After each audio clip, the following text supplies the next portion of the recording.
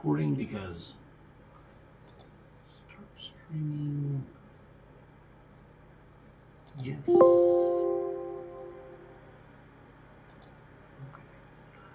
All right. Hello, everybody, and I'm Alexander Davis here with Mythica, and we're going to talk a little bit about role-playing games today. I've got I've got a couple of fun things going on today. I'm actually going to be showing her a video by a friend of mine. He is Sean Patrick Finnegan. He is the person behind Evil Beagle Games. They just had a Kickstarter a week ago. It ended. Nice. And what they have done is they've built a really awesome superhero role-playing game, Hidden Hotel. It's for Evil Beagle Games. So Superheroes are my jam. Yep. I love them myself. So, basically, I wanted to talk to you guys a little bit about role-playing. Mythica is my number one person that, I consider my judge for my show concept, which is we try and put, basically, role-playing games out there, show who the best role-players are, and then figure out how you can incorporate that into your own role-playing style, is the key and goal that I'm sort of aiming for with this concept. Mythica is going to help me try and pull it off and show everybody what's going on. So that's part of the evil plot to rule the world. So, I do want to talk about a couple of things before we get into the video. Okay. Number one, what are your 3 favorite gaming systems? 3 favorite gaming systems. Favorite number 1 is White Wolf's Mage the Ascension. Okay. Old school, not the new school. Old school. Okay. That's absolute number 1. Top of the line thing, right? Just my favorite thing about it is that the concepts that are in the game is that you're using your will to affect reality. Okay. All right. It's a very powerful. This is just a game. Shh. We don't talk about that. No. Okay. So that's my number 1. In general, I love White Wolf. So specifically, Mage is my number 1, but I love any of the World of Darkness genre. Okay. So in general, play with those things. It's a good idea. It's fun. And then I actually really like a very little well-known game called Tribe 8. Have you ever heard of it? I've heard of it. I don't think I've played it. So Tribe 8 is a post-apocalyptic world. And basically, you have a bunch of tribal people that are dealing in a post-apocalyptic world. And you are basically on the island of Manhattan. Okay. And so you have the rubble of the past, and people are picking through technology. So there's some people who have figured out, like, how a tape recorder works, and that it needs batteries. Yeah, that's an important thing. But it's very tribal and feudal, and it's just, I like it because it's just interesting of, thinking about, well, if the world did get hell in a handbasket, what would that aftermath kind of look like? What would we look like? It sounds like Warriors meets Escape from New York. Yeah, but it's like so far past in the future that the old world doesn't resemble much of the new, other than there's some things you can pick out of the rubble kind of thing. And there's also now magic. Oh, okay. So a little, we've got mysticism going on as well as ancient technology. We do. So there's basically some demons that came into the world after post-apocalyptic and have sort of deified themselves, and there's some other things that are going on. But I really like the concept. Very little known. It's called Tribe 8. Okay. I like it. So those are my 3. Excellent. Glad to hear that. Personally, I like First Edition Adventures and Dragons. I love White Wolf for feeling. When you play a White Wolf game, the feels are there. I mean, it's just such a powerful, the story and concept and everything's so well written that you really can immerse yourself in the story. Yeah, absolutely. And then for third one, man, I'm not sure right now. Because, I mean, I kind of like one. Have you ever played Deadlands? I've played Deadlands. I played Deadlands, gosh, in Al's shop way back in the day. And the story and immersion's kind of really like White Wolf. You get involved in it up until the point it got too horrific for me. That's what cost me. Like, got it.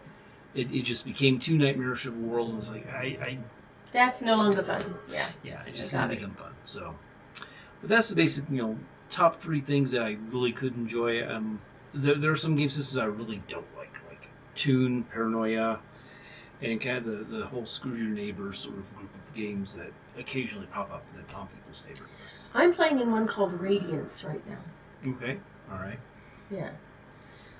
It's sort of a crashing of timelines. So it's a post-apocalyptic world, but it's what if dimensions fractured. Okay. And so you have people that are now on a new Earth that are for different timelines, different races, dimensions. So there's a mix of everything. You have people that are all the way from tribal to high-tech. Okay. All existing in the same space. So it's really, you're like, did that just walk by? Yeah.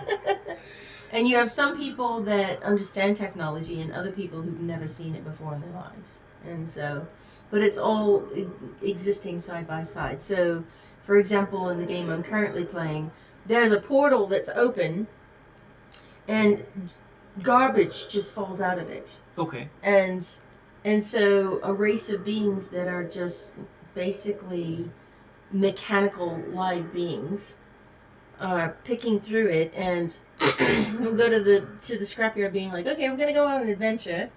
Do you have anything interesting? Yeah, I found this thing, and it goes psh, and it's a lightsaber. Mm-hmm. And you're like, what's that? Yeah. But so it's a crashing of different times and genres and yeah, so and concepts. Yeah, it's really interesting. All right. But there's an energy called radiance that can be mined. That is used to power different things. Okay. All right. The game is called Radiance. Sounds interesting. I'll have to see if I can't dig up some information on it and have a little fun looking at what I can find. So. Well, we play on Wednesday nights if you're interested. That's probably the one night my wife will not give up. Yeah. Well, happy wife, happy life. Absolutely. Yep. All right. All right. So, just a little bit talking about role-playing games real quick before we jump in on this. Underneath us is a quick list of the abilities we're looking for. So we've got role-playing, which is, the focus of the show is role-playing. What do I think makes role-playing good? There's a little description there. Story support, which is like the second thing I thought of right underneath role-playing, is that if you can support the story that people are doing, it helps everybody else role-play better. It's true. And then we've got teamwork, because lone wolf concepts and not being part of a group and not participating in it doesn't help either. It's you're doing a monologue at that point or some sort of acting thing. It doesn't help. Presence, I really like, because that's what you can show and see and everybody can interact with. I mean, this person here, she might just have a little bit of presence on occasion. She can pull out if she needs to. Yeah. But it basically helps everybody when you project yourself. And you project yourself into the game, do things, and you're done. And, and then number 5 on the list is problem solving, because you do need to solve problems. So there's mechanical, technical, a role-playing, a riddle, and how to use the tools you're given by the GM in the game to do things, including role-playing. So that's, the basic 4 or 5 concepts that we have that I think really support role-playing games. And the sort of things we're going to be looking for in this video we're going to queue up in a minute. Can I tell you my favorite problem-solving thing that I read on Facebook? I was like, this is awesome. Oh. So this was a dad who was running role-playing games with his daughters. Oh. And he had wolves attacking their village. So they ended up finding out that the whole reason that the wolves were attacking the village is because they were hungry. Mm-hmm. So they fed the wolves, befriended them, and ended up turning them into their defense army. And the father was like, my daughters are going to take over the world. And I was like, yeah, that's the way a girl thinks. Right on. Yeah. He's like, I totally set up for them to fight the wolves. And that's just not what they did. And that's the great thing about role-playing games is that in a computer game, a lot of times you're just going to have to fight the wolves. Mm-hmm. You're not going to be able to go out, feed them, befriend them, turn them into your personal, team of assistants that really, help you do things. A GM can roll with that, whereas a computer game, if the programmers don't think of it, you're not going to have it. Yeah, but that I was like, that was so awesome. I thought that was great. Okay, all right. But that's, to me, creative problem solving, Yeah. And I always love it when you can do something that the GM goes, you do what? That's really important. I mean, it's fun for the GM, it's fun for the other players. You get everybody on board, and you explore this avenue that everybody else might not have thought of. Yeah. It's just an absolutely amazing thing. It's great. All right, so we get to it. Absolutely, a little bit of introduction. It's the St. Patrick Finnegan. It's Prowlers and Paragons is the name of the system. It's a superhero thing, which we both love. So it should be a really fun, entertaining thing to look at, and we're just basically looking to see if there's something out there that's really usable for our show, and whether or not this will be a good concept for a TV show. Mm-hmm. Yeah, and just so you guys know, I'm an actual superhero, like published in a comic, in a Marvel comic, in Avengers, Secret Avengers #1. I am a Marvel Avenger. I actually am in issue #1 of the Secret Avengers. So I'm about as superhero as you can get. Just about superheroes you can get. I'm not that good of a superhero. I'll live. Psychic. I'll live. All right, here we go. Okay. I think. Bum, bum, bum. Loading. Yes. I made sure I was logged in. So. Can you guys hear me now? Yes. Okay, so I just realized I was yelling at you. I did the same mistake the rest of you had done, and I hadn't done the go on air yet part. So, all right. So you can see how we got all 5 of us in here, and it's going to work out just fine. So, real quick though, just for purposes of table management online, if you see me go this, I want everybody to cut it. Yeah, it's pause basically. And that's Jennifer over here. Jennifer Scheinfeld is one of our editors, and actually is co-developing the crisis control adventure that we unlocked. So anyway, if you see me do this, I'm going to ask you guys to cut whatever's going on, and I'm going to be doing a lot of table management so that we're not talking too much over each other. Should be fine. I've done 3 players like this. I can do 4. I don't know if David is going to be able to voice in or not. David, if you're there, could you go ahead and see if you can do your voice in? Meanwhile, I'm going to go ahead and set up the Facebook Live. So this will be rebroadcasting to my timeline on Facebook. A little bit of technical setup beginning. Yeah. And we'll see if David is able to get in. Now, I'm not going to be able to pay attention to the Facebook Live at all. I don't know if Corinne will be able to or not. She's working, so she may be able to pay attention to it a little bit. He said Jennifer Scheinfeld's in the background over there? Yes, somewhere. I actually know her. Oh, you know her? Yeah. Oh, okay. I'm like, really? What?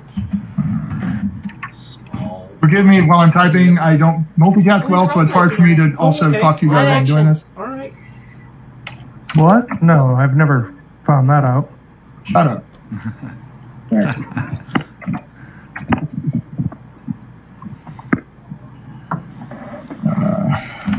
He's got almost as much junk on his shelves as I do. I had that headset, the blue and black one, but it broke. The cord. So David was trying to get in and play TK, correct? Yeah, he played last time that he participated. He was able to do so via voice only, and we managed to make that work. But I don't know if he's going to be able to tonight or not. We will see. And worst case scenario, TK can just show up like late. his Yeah, he's drinking out of the skulls of his enemies. Well, I just need to know if I have to spread around my flirtiness. So Bring it, big boy. I played Alabama Slammer, the first one where we had to type everything. So it was really hard typing Southern drawl. Oh my god, that would be rough. All right. Or what? Just add an extra vowel in there every single word. Now, hang on, y'all. Hang on. You may not understand that I was born in Kingsport, Tennessee, and I was raised in around Atlanta, Georgia. So, just yins need to understand. That would be rough. There's two ways to say bless your. Add an extra vowel in there. There's two ways to say bless your heart. Now, hang on, y'all. Bless your Hang on, heart. y'all. You may not understand. That was the He's dumb as a the post. rebroadcast going on over my Facebook. I'm just checking to make sure everything's good. I think I just had a conversation about bless your heart recently. Oh, can you hear me? Yep. Oh, yeah, okay. I wasn't sure, so it got really quiet. No, I'm sorry. how the bless your heart means you idiot, basically. Bless your heart. No, What a moron. bless your heart basically can mean That's what I'm saying. you're an idiot. Bless your heart can mean fuck off, y'all. Or bless your heart can mean you're genuine. Bless you. It just really depends on the tone and intonation and the context. So it's Southern Aloha. Yeah. Southern Aloha. Yes, it is. Roger that. I'll be right back. We still got 5 minutes before official launch. Oh. You weren't kidding about them not really caring about their live feature, because every time I try to do anything, my screen all goes epileptic seizure. Yeah, so they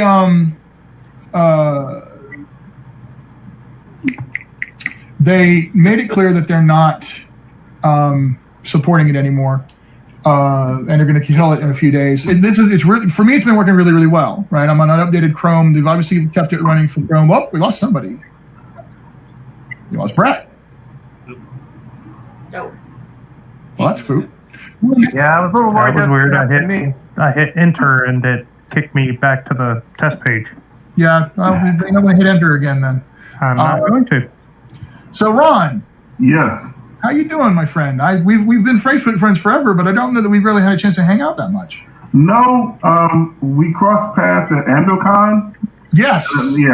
Yeah, I remember that. Yeah, I was at the Freedom Squad and kickoff. Yes, that was it. That's where we know each other from. That's been so glad to have you here. Glad to have you here. Perfect. All right. So it's going to be real simple, and it's going to be very much by the. Oh. Yeah. Uh-oh. Technical issues. Gotta love them. I wonder if that was because of the. I don't know what that was. I don't know what that was either. Everybody. So for me, it was just my on air went off air again. So everybody else just hit your go on air again. You should be fine. Yeah. Hello? There we go. That was weird. Is everybody back? I am. Check the text size. I'm here. Hello? Oh, David's still testing. All right. His icon changed. That could be a good sign. Yeah, he was still saying over on the Facebook chat thing that something was not working. Hopefully, Brett will be able to get back in, and Gregory, because we are 3 minutes from launch now. I'm sorry, I went off again, but I was here.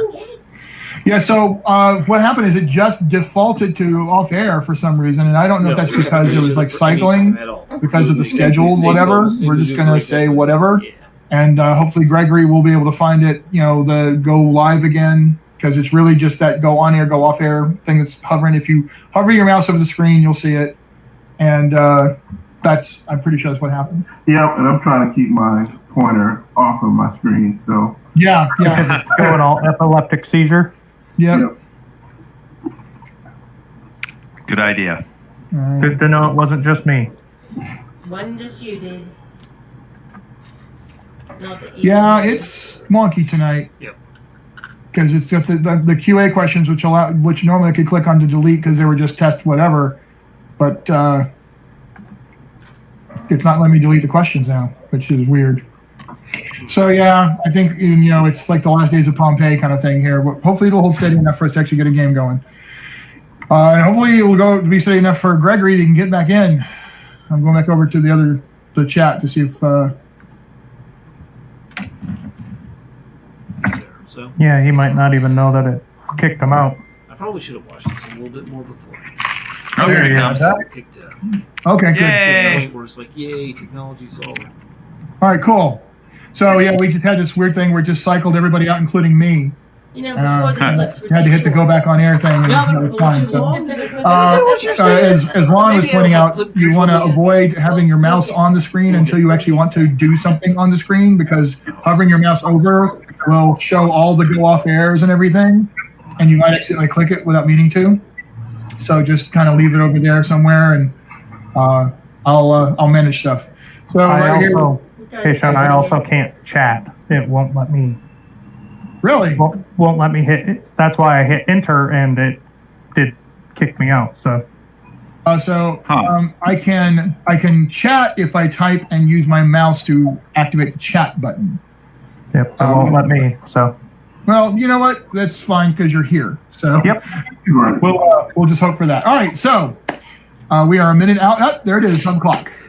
My thing says 5 o'clock. So. Welcome, and I see a number of people are over under the eyeball icon, which says that there's a whole who have shown up to come and watch. Welcome, everyone. I am Sean Patrick Fannin, President and Chief Visionary Officer, CVO of Evil Beagle Games. And I am also co-designer on Prowlers and Paragons Ultimate Edition, which is what we are playing tonight as another one of our 1-hour demos. Tonight we have Ron Frazier joining us for the first time for one of these demos, and he's going to be playing Citizen Soldier, who is in the pre-gen set within the Quick Start. Sean Beatty, aka King Zombie, is going to be playing Alabama Slammer tonight. Yep. Okay. Brett Smith, an old friend of mine from long way back, talked me into letting him play a character that appeared in the original and has been updated, called Sidearm. So he's going to get a chance to play the updated version of Sidearm, who was actually one of the heroes in the core full book as a pre-gen. And Gregory Parker, who's never done anything like this before and is doing so from his laundry room, is actually going to play one of the characters that we. Gregory who? Is it Gregory? I'm sorry, Gregory. Gregory. Gregory, what's your last name? James. Gregory James. James. Sorry, Gregory James. I'm sorry, got you mixed up with Mr. David Parker. I'm a Swiss cheese brain kind of guy. There's too many things going on in his head. But Gregory James is also playing tonight, and he is playing Dark Wolf, who is another character who we have actually posted via updates on the Kickstarter update system. So you actually can find Dark Wolf, the character he's playing, in one of the updates there. So you guys are all heroes of Pinnacle City, and that is the setting of tonight's adventure, which is called Tech Trouble. Before we get started, I want to go around and see, at this point, Brett, you've played at least once, and Sean, you've played, so I think you guys are pretty solid on the basics. Ron, have you got any questions you want to get out of the way up front before we jump into this? Yep. Oh, hey, David! David is there. Hello, David Parker has joined us.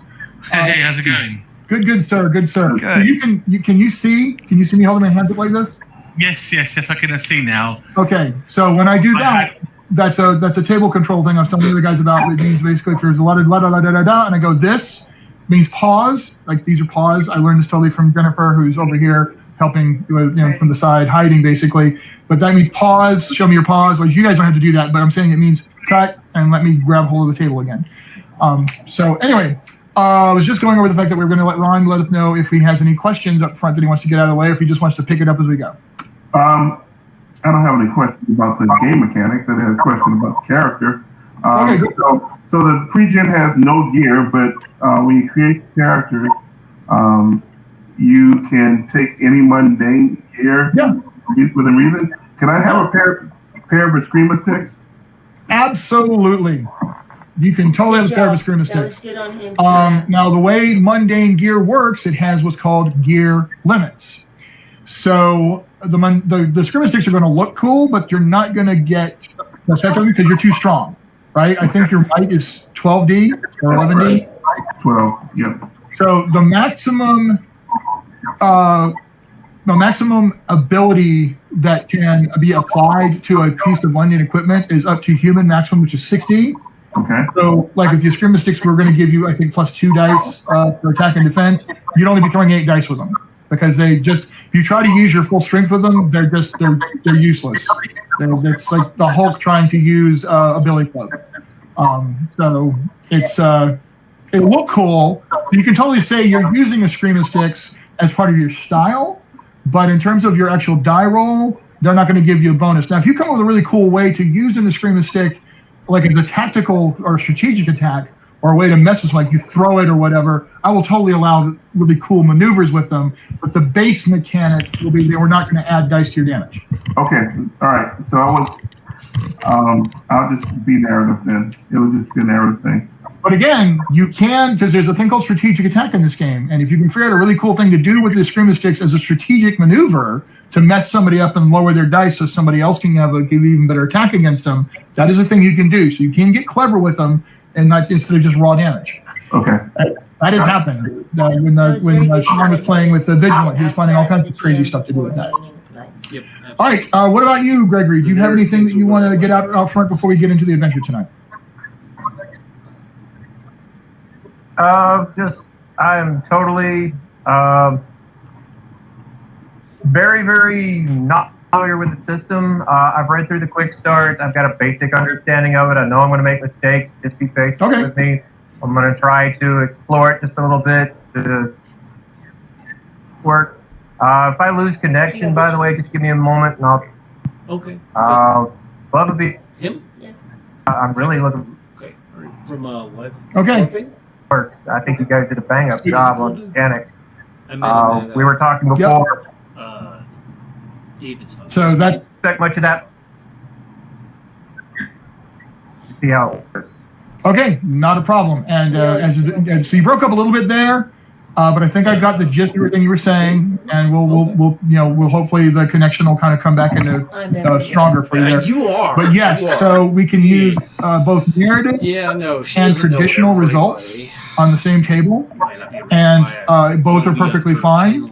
One player can do narrative, another player can do traditional, and traditional means I'll feed the narration of what happens. So actually, let's go ahead and find out now. At this point, Ron, are you going to want to run more narrative tonight, or are you going to want me to do traditional for you? This is my first time playing, so I'll go traditional, see how it works. All right, Brett, I know you're going to want to go narrative. I'm not even giving you the choice. You're going narrative tonight. Sean, you're narrative too. Right? Gregory, so you want to give it a shot, or you want to see it done by others? Okay, so you're going to go traditional tonight then. You're going to see how it goes with the other guys. And I know that Mr. Parker is also a very narrative-oriented player. So we will definitely and you reminded me very, very judiciously last time that I stepped on one of your narratives, and it's perfectly fine. If you want your narration, you get your narration. All right, so let's dive into this adventure tonight. You guys are all connected to an agency called Aegis. It doesn't mean you work for them unless you want to say that you do, but they all know how to reach you when there are situations going on in the greater Pinnacle City area that they can get you to help with. And there has been a rash of raids and burglaries and flat-out attacks against a number of technology and engineering firms in the greater Pinnacle City, or PC as they refer to it, area. Most of the firms that are being hit seem to be in the very high-tech, advanced technology, government and military contract level. So at this point, there's you guys have been called in to hopefully do some deep dive investigation on this and see if you can get a more of a pattern of what's going on, and maybe even try to get ahead of whoever's doing this. So As I was saying before, it's going to be pretty straightforward. I want to make sure to get to the action, but I do want to show off a little bit of some of the talents and things like that. Yes. One of my contacts is all of the contacts I have in the espionage game. So I would definitely think corporate espionage would be one of the things I'd look into.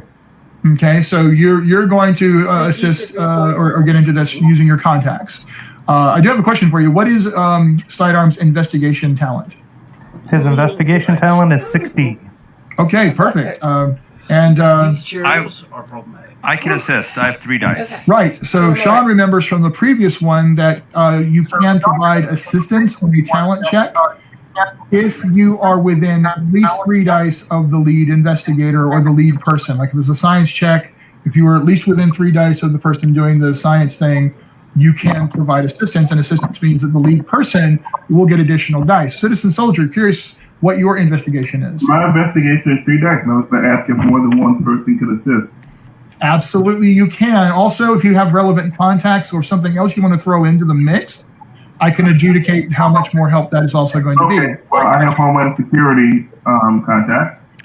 Ooh. And because I did name that there was a government connection here, that is actually perfect. All right, Gregory, what about Dark Wolf? What's his investigation? Investigation is 6 die, and I have the perk contact law enforcement. Can I also help boost his roll? Okay, I heard the 6 die contact. So, okay, we'll go with that. No worries at all. All right. No worries at all. And what about TK? I think we determined that TK has 3 dice of investigation from the last time. Yes, she has D3. Yes, 3D from last time. And All right. the only contact she has is people from nightclubs. We're not going to worry about that. That's not going to help here at all. But the 3 dice will be helpful. And Alabama Slammer, you said you had 3 dice investigation, so. Yes. So I'm going to say that is more than enough to give a total bonus, which is the maximum that assistants can really do here, of 3 dice on top of Sidearm's 6 dice. So you're actually going to get a 9 die investigation roll here. Nice. So he's rolling his 9 dice. He's counting evens, and 6s count double for number of successes. A single 2 or 4 counts as 1 success. 6s count 2, so he's going to total those up and tell me what he's got. Well, you already will hate me, but let's see. I have 2, 4, 5, 6, 7, 8, 9 successes. Holy crap. Nice. 2 6, 3 4s, 2 4s. Or sorry, 2 6s, Amazing. 3 2s, and 2 4s. So you are up against the threshold of 4 here, which is like incredibly difficult for normal humans. For normal people. For normal people, yeah. So typical police investigators, they were going to have a really hard time figuring all the stuff out. So you roll so well, you get total narrative control. Now, that has, in this case, to be modified by the fact that there's information I have that you don't. So there will need to be a cooperative narration in this case, but you get to say, in terms of the how cool this was, you get to say that, and then you can ask me to plug in the info you need. Well, Okay, just to pause right quick. Okay. There.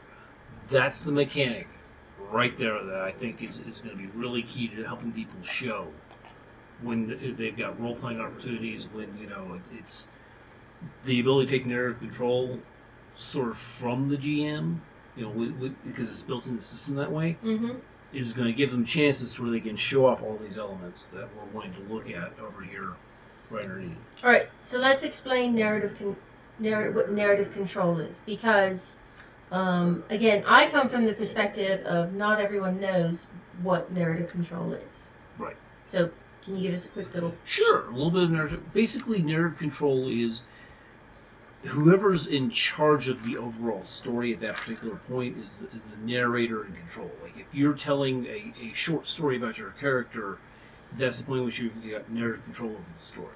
Got it. When Matt Mercer does his whole thing of how do you want to do this, he's giving narrative control to whoever killed the big bad to describe how his villain failed. or fell. Mm-hmm. So that's the basic idea behind Nerd. Okay. Thank you. So, thank you. Basically be using, my major flaw of my compulsion of my shameless flirting, that I would probably have made good friends with a receptionist at some of the tech company to find out something. Because I'm also a master of disguise, so if I have to look the part of a tech guru, I'm totally going to do that. Right, But so- it'd basically be around the aspect of, so I heard that, some of the your local competitors have been being hit for some high-tech, tech stealing, tech thefts, and I'm trying to figure out who could be next. So we're going to treat this, though, as a montage because everybody else was involved in this as well. So content are being brought in, citizen soldiers on the phone, and typing some stuff in and sending it out to you. Alabama Slammer's out looking at different things, picking up some clues, running it back to you. Dark Wolf, of course, is watching your back because those two characters have a history with each other. I do have a question, Sean. Yeah. One of my superpowers is telepathy, and in parentheses is mind link. Would that basically work as our kind of communicator? You absolutely can have everybody on the mind link telephone system, and that would work out perfectly, no problem at all. They can be anywhere in the city, and you're going to be able to talk to each other. So it's just like the John Jones Martian Manhunter thing. So all right, so everybody's feeding information over the mind link to you. TK, even though the contacts with the party girls and stuff like that isn't itself going to be a thing, I can imagine that you're going to the clubs where a lot of the tech guru types hang out, and you're doing a little bit of Q&A and interacting to get some additional information. Yeah, I guess that'll be it. All right, so we'll put all that together, and basically what it comes down to is what they're hitting are cybernetics and prosthetics and robotic type projects. In some cases, whoever's doing this is specifically destroying certain technology, but in other cases, they are obviously going in and grabbing pieces of technology, control chips that could be used for cybernetic implants or for direct mental control of robotics or even battle suit technology, things along those lines. And go ahead, Sean. No, your microphone's down. I can't hear you. Sorry.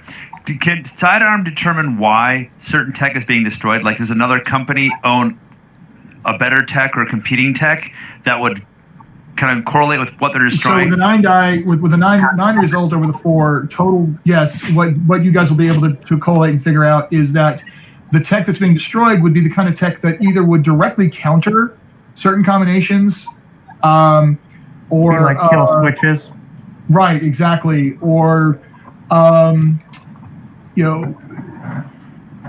some of it would definitely be along the lines of this is the kind of tech that basically competing tech, right? If there's what you're able to pull together is there's a certain combination of stuff that's being grabbed that if you put together would make for some pretty amazing and very weaponized robotics and robot suits and things along those lines. Whereas the other stuff that was being hit for purposes of destruction could be used as like a competing system of some kind. It's a little amorphous, but basically it comes down to that. There's a little bit more going on, and you're not really sure. It's like somebody's got a real, very intricate plan, so you can see the threads, but you're not entirely sure what's going on. However, your investigations also reveal that whoever this is, they've brought in the mercenary Phalanx, and it's been his duplicative clones, because he can duplicate, like he can summon like massive numbers of duplicates of himself, and he's been using that basically he's been duplicating himself like multiple man, and his mercenary high-tech commando guys have been going in and doing this, and then they'll do a thing, and then he'll just absorb them in so they disappear. But he's been splitting them up all over the city, but occasionally on some of the raids against heavier like military guarded bases, dark matter has also been present, and he's the one, of course, using his heavy energy radiation blasts and his strength and his power to go in and provide basically the heavy muscle for some of these attacks. You also are able to wrap it up to the point of, all right, there is this one firm that is clearly if someone were building tech out of all of these different pieces to militarize in some way, then the McKinsey engineering firm, which has been, it's not public knowledge, but you dig this up through your investigations. They are working on counter cyber technology. They're working on a series of basically weaponized control systems that could be used to neutralize enemy battle suits, enemy robot drones, and things like that. So you would guess that seems almost impossibly not. It's almost impossible that's not the next place that's going to get hit. Being the always, pessimistic one, is it possible also that they're the ones who are trying to get all of this tech so they can easily increase their game? Where it's, hey, if all of this stuff comes together for us, we put it together and we monopolize the market. Do you want to go and check that out?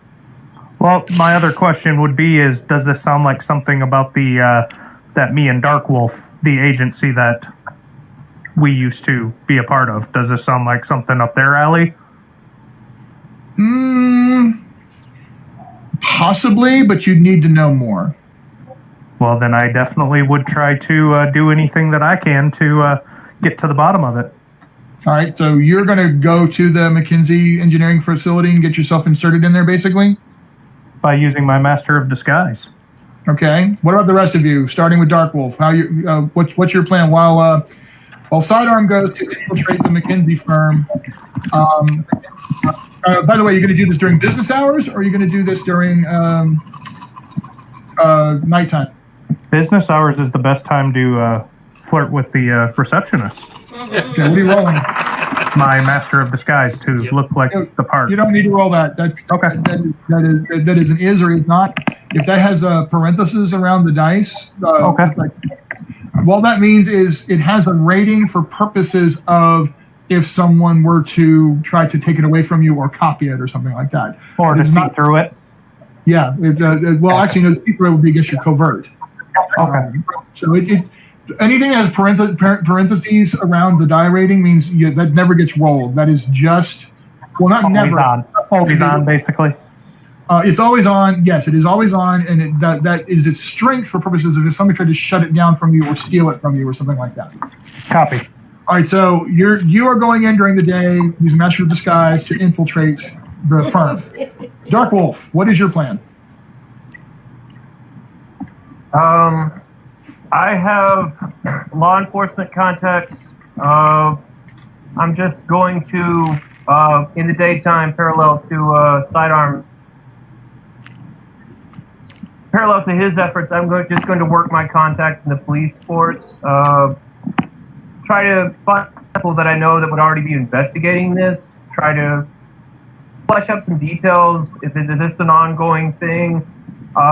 If it is, what types of components? Kind of bring back to the group. You guys have all that. Skills apparently aren't very high. You have all that. This is about the infiltration of the McKinsey engineering firm. Oh, I apologize. Getting the guy back on the story supply. He's going to sneak in. So you're gonna ninja your way in, is what you're saying. Yeah. Got it. Stay in the shadows. Just kind of stay behind him. Let him reach out. TK, what's your plan? My plan? Well, let me think what I can do with my character. I guessing. I'd always be glad to have her on my arm. Just saying. Actually, so we're fighting some really nasty people. Can I use my telekinesis to pick up strange, unusual powers of the enemy? Find out what exactly we are dealing with. That would be an interesting stunt to play. you would like, so you want to basically be in the area and set up some sort of like a telekinetic low-level web that maybe somebody might trigger if they come in with their powers? Yes. Okay, so if you want to spend a resolve to stunt your telekinesis, your area effect telekinesis, so you're like, maybe you're like hovering over the roof of the place, but you're kind of hiding behind one of the air conditioner whatevers, and you're just setting up this kind of wave bubble of telekinetic force so that if it's penetrated by a certain kind of power signature, you'll know it before, you'll know it ahead of time. Yes. Okay. Okay. We'll pause right there. That's another thing that I really like, is that you can spend sort of drama dice, resolve things in other game systems that we could like call the drama die or things like that. And these really would enable somebody to, again, narrative control, kind of switch it back to where I can do something unusual. I can do something the GM doesn't expect. And that's another mechanic that is balanced by the GM having the equivalent resolve points. I forget what they're called at the moment. But he basically, the GM can do things with a similar set of points. There's equal to all the player points. But he's using a resolve point to kind of do extra stuff that ordinarily wouldn't be seen in the system. And I think it's really a good use right there of a concept for the character and a power. And I'm thinking, not sure whether it's probably problem solving more than anything else. Yeah. Well, I think that, they're being creative in terms of, like, I'm going to go in during the day. This is when my ability is going to work the best. So we're going to go in and try to do this during the day now that we've done our reconnaissance and we have an idea of what it is that we're looking for. Or, trying to catch somebody in the act kind of thing. Okay. All right. Perfect. So you're in Overwatch, waiting to see if you can sense the presence of some sort of vibrational powers or something that's not out of the norm. Yes. All right, Alabama Slammer, what is your plan? Well, just to reference back to TK, last episode, she did run into dark matter, so she would know his signature, his power signature. Dark matter? Yeah, I think he was there, wasn't he? Radiation guy, right? Yeah. Yeah, he was there. Oh, yeah. With Apex.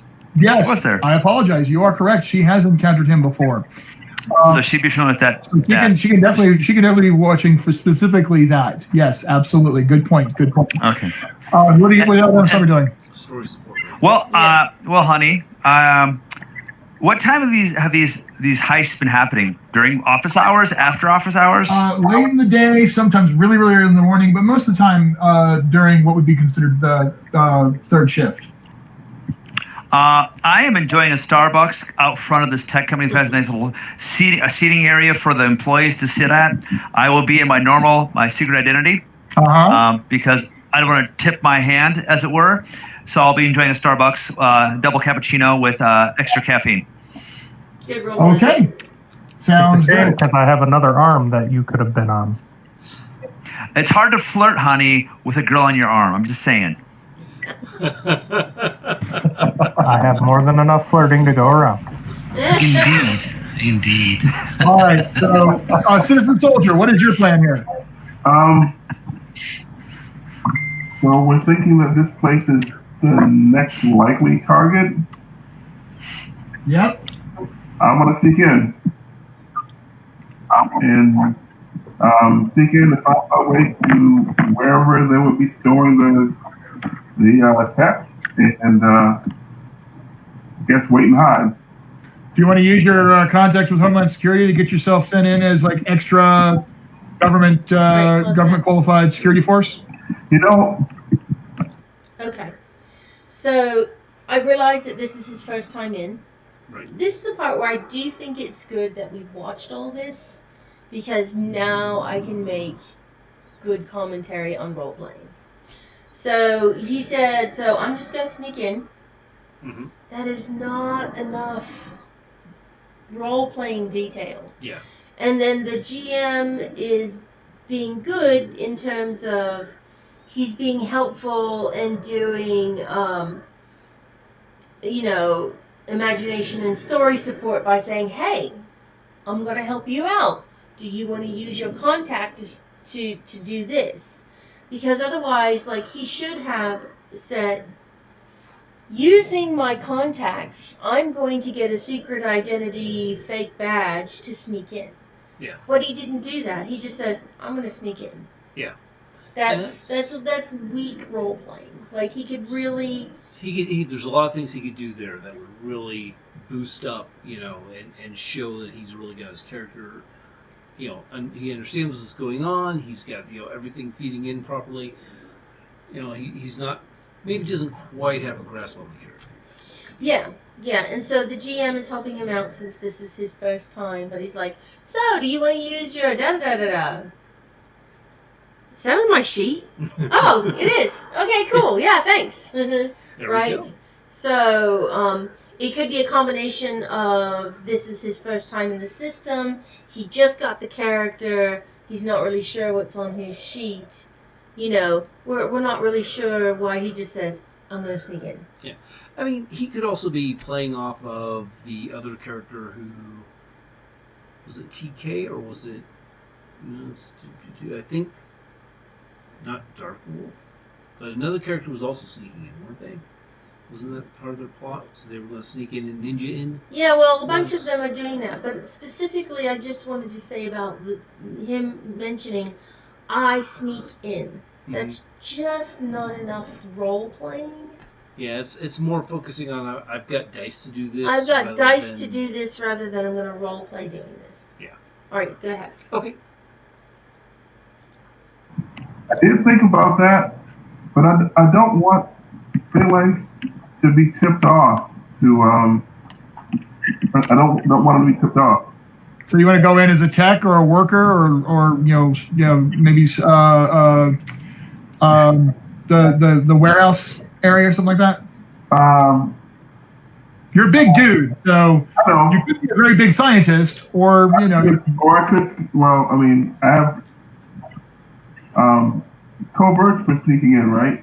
Yeah. Covert is sneaking in, breaking and entering, sneaking around, opening, breaking, hiding, overcoming security, that kind of stuff. Yes, Brett. Can I use my master disguise for other people? Yes, you can.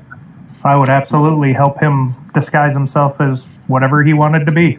Okay. Well, I'll be dressed up as a generic agent. Okay, you're a generic Aegis agent. I got it. Okay, no problem at all. Real quick, I want to go ahead and get our initiative order worked out because we're about to get into it. So let's go ahead and get that taken care of just so we can have it quick. Alabama Slammer is going to be on top. No question in my mind about that. From there, do any of the rest of you beat an edge of 20? No, mine is 8. Does anyone beat 20? That's all I need to know right now. Sidearm, what do you got? 22. So sidearm will be next, followed by Phalanx. All right. Citizen Soldier, what is your edge? 12. Okay. And TK, what's yours? 8. 8. Yep. And Dark Wolf, what's yours? 20. Dark Wolf is a 20? Wow. Wow. All right. So actually, Dark Wolf, you will beat Phalanx because heroes go before humans. Okay, so this is just a game mechanics type of thing. Everyone's rolling initiative before they go into combat. And, this is very standard in roleplay for an engagement sequence, a conflict sequence, a fighting sequence, whatever it is. Determining, who reacts the fastest to getting in there and doing whatever it is that's about to blow up. Right. And, I mean, this is something that sort of, I would prefer a better segue from Sean Patrick, from SPF to actually tie it in better, because it's like showing your cards before you really, it's 100% certain that something's going to happen. I mean, we figure it's going to happen. Something's going to happen at the base. What it is isn't really determined yet.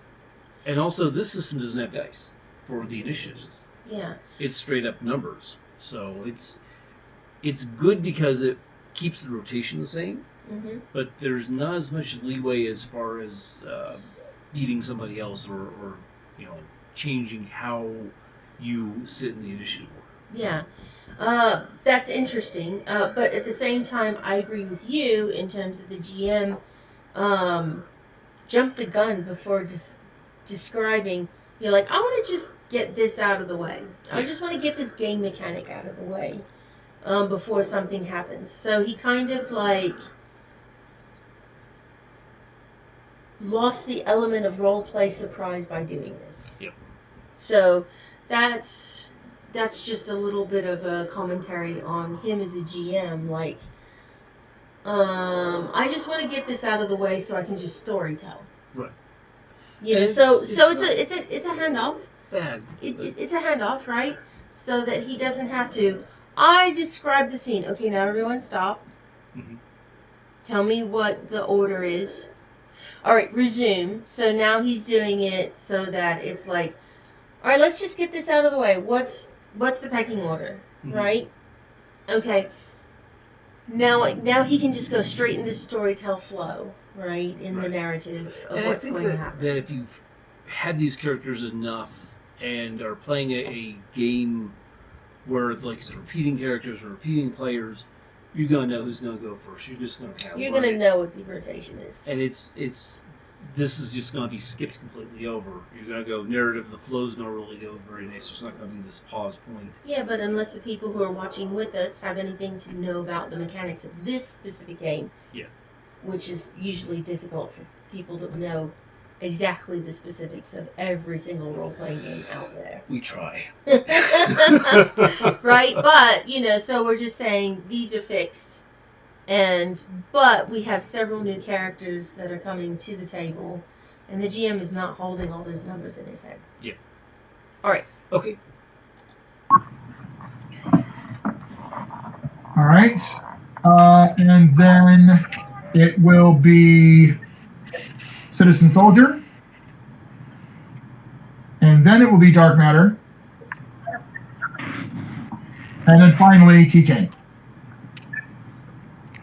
All right, so you guys basically... Hello? Yes, don't forget I got that psychic bubble up, so I would know if he's in the area. Which is why you guys are going to get an ambush round, which I hate. Awesome. I hate it when the heroes get ambush round because it's really awful. But you are totally getting an ambush round because that was such a great idea. So instead of bonus resolve, I'm just giving you the ambush round. So there you are. So you sense Dark Matter's approach and are able to alert everyone that stuff is happening. There are a total of 36, 12, 18, 24. There's 36 battle suit wearing, sniper, assault rifle carrying guys who look absolutely identical, pouring out of different vans and stuff, going for different entrances into the building, front, back, everywhere. Like, you just imagine imagine like a 7-8-story building, pretty big, thick, kind of blocky building in the outskirts of the city. There's a back dock area. There's different employee entrances, but these guys are like doing a...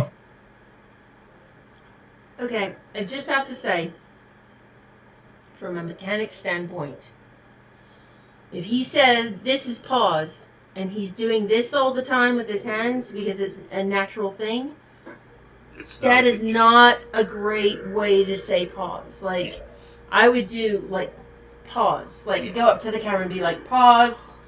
Yep. Instead of this, because this is what he naturally does. Yeah, it's a little bit, I'm like, one of those things where that's it's not, that's just not a good choice. All right, just comment. Yeah. Full-on assault of this place as Dark Matter is floating in from above and is actually hovering over the roof of the thing and looks like he's glowing with his energy and just looks really focused on he's going to start breaking stuff. But as these guys are coming in, you guys totally the jump on them. So Alabama Slammer, there you are with your cup of coffee. What are you doing? Wow. I will quickly change into my super outfit because that's pretty much instantaneous. Zip. And is there any way to tell which and as one's soon the as she original? does, I say, "My God, where did you get that costume from?" All right. So I'll let Hammer go ahead and And- you're saying? Nerd of jumping over. I will That's cute, go. though. Is there any way to find out which one's the original phalanx? Is there any way to tell the original from the clones? Not that you know of. You might go searching, but that would be a very, very specific thing to try to do. You know what? Because I'm assuming if you knock out the source, the other ones fall as well. Okay. Is that how that power works? Yeah, I if you do took wanna him kinda out, go his searching. clone- If you took him out, yeah, his clones would disappear. I want to do that a little quick search around the area, but it's been around. Okay. What, besides perception, do you have any special senses or abilities that would, or knowledges that would help you be able to determine something like this? Investigation is about perception. That's about it. I have a great. Okay, so this again has to do with he's a more experienced player, Right. so he's not giving the same considerations he is to the guy who's brand new. Right. He doesn't say, "Well, you could use this on your sheet." Mhm. You know, so as a GM, he's going, "So, how do you want to do that?" Which is forcing him to look at his sheet and actually see, do I have the capability as a character to do that? Mhm. Me as the player knows I should go look for the original, Yes. right? Which is little metagaming. You know, You know, I would think that, for example, there's a DC Comics character that sort of has the same ability. mhm. And they showed him on one of the animated DC Universe episodes, seasons, things. Superman uses his X-ray vision, X-rays them all, goes, "Oh, that's the guy that actually has bones in him. I'm going to knock him out." And that's exactly what's sort of playing out in this scene right here. Is Yeah. what I could see a similar event Yeah. playing out. So for me personally, if I were doing this, it'd be like, so there's a bunch of identical people that are all running into the building, but there's one that's glowing with power and floating in the air. I might go for that dude. Well, you know, they've definitely got two different targets, but keep in mind the one in the air floating and glowing isn't the one in control of all the bad guys. They're all the 36 clones. So taking out the bigger problem or the heavyweight, you know, it's a toss-up. Yeah. So And I think Alabama Slammer's a speedster, so quickly searching got it. might be Got a it. method behind the madness. Yeah, but again, this comes back to, you know, originally the GM helped out the new player by giving them a suggestion, knowing their character sheet better than they did. He's not giving the same consideration to the more seasoned role player, saying, really, how would you like to go about doing that? Mhm. He's not going, okay, well, you could use this or this or this on your character sheet the way that he did with the other person. So that's good with him as a GM, helping out the new player, but the seasoned character, he's like making him think about how he wants to do that. So Absolutely. I thought that That's I thought that was good. Okay, so we're getting close to the time where you have to run Yep. away. Yeah. So this is probably a good pause point. I Okay. will start it I'll try and start it as close to this as possible. Mhm. Maybe like 39.00. Yep. Get a little bit of catch up. And next week, Next week, same bat time, same bat channel. same bat time, same bat channel. All right. All Talk to right. you later. Thank you guys. Take care. We'll see you Thank next you. week. Have fun. Bye bye.